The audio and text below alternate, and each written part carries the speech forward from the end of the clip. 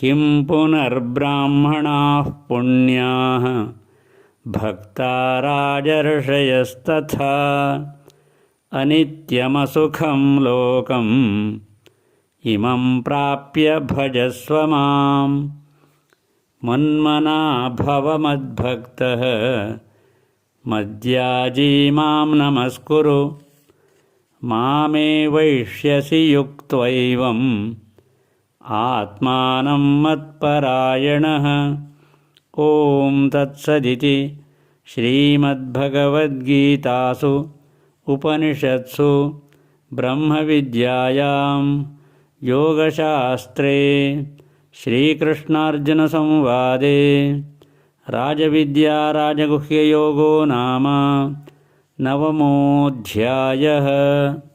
हरिः ॐ। ॐ श्रीपरमात्मने नमः।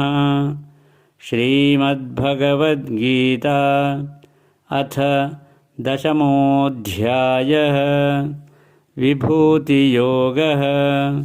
श्रीभगवानुवाच भूय एव महाबाहो शृणु मे परमं वचः यत्तेऽहं प्रीयमाणाय वक्ष्यामि हितकाम्यया न मे विदुःसुरगणाः प्रभवं न महर्षयः अहमादिर्हि देवानां महर्षीणां च सर्वशः यो मामजमनादिं च वेत्ति लोकमहेश्वरम् असम्मूढः समर्थ्येषु सर्वपापैः प्रमुच्यते।